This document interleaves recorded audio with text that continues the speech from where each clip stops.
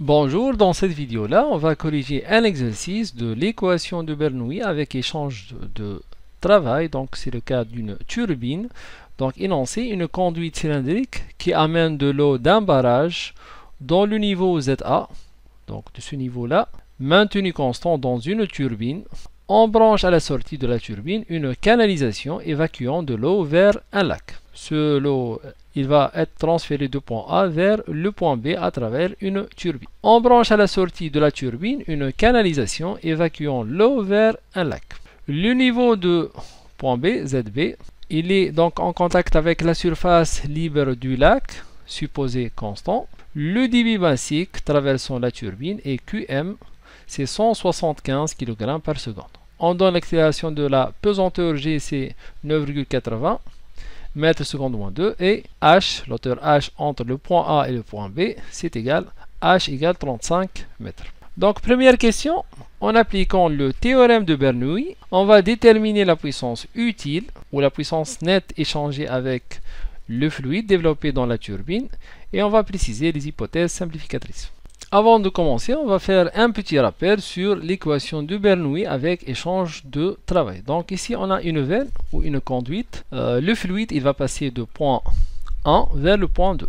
Donc le point A a une vitesse V1, une pression P1. Le point 2 de sortie, il a une vitesse V2 et une pression P2. Donc on écrit l'équation de Bernoulli, c'est V2 carré moins V1 carré sur 2, plus la pression P2 moins P1 sur ρ, avec ρ c'est la masse volumique, plus G fois Z2 moins Z1.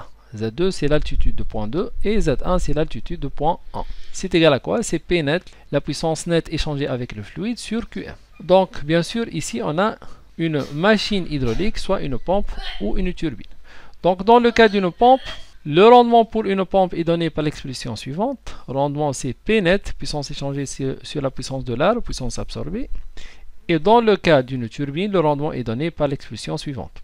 Rendement c'est PA, puissance sur l'arbre, sur la puissance P net, c'est la puissance échangée avec le fluide. Dans notre cas, on va utiliser la deuxième formule car on a une turbine. Donc, application, on va prendre cette équation de Bernoulli, on va l'appliquer entre le point B et le point A. C'est VB carré moins VA carré sur 2 plus PB moins PA sur ρ, avec PB la pression au point B moins PA la pression au point A, plus G fois ZB moins ZA égale la puissance utile ou la puissance nette sur QM, le débit massique. Or, la pression au point B, c'est égal à la pression au point A, car le fluide il est en contact avec l'air ambiant, donc on a ici la pression atmosphérique. Et on a la vitesse au point A, c'est égal à la vitesse au point B, c'est égal à 0, car le fluide, donc, il manque lentement, donc la vitesse de déplacement de fluide au point A et au point B, elle est très négligeable, elle est très faible, donc on peut la considérer comme nulle. Donc ce terme-là, PB moins PA, c'est égal à 0. Car on a la même pression, et vitesse de A et vitesse de B, c'est égal aussi à 0. Donc ici, on peut tirer PU ou P net, c'est égal QM fois G fois ZB moins ZA, avec ZB moins ZA, c'est égal à hauteur H. Donc application numérique, QM c'est en kg par seconde, G c'est en mètres par seconde moins 2, et H c'est en mètres. On trouve la puissance en watts, c'est 60 025 watts. Deuxième question, on va calculer la puissance récupérée sur l'arbre de la turbine si son rendement global est 70%. Donc on va utiliser la formule déjà rencontrée précédemment.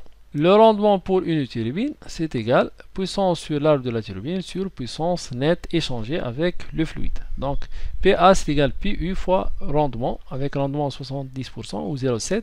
Donc on trouve PA, c'est 45 018 watts.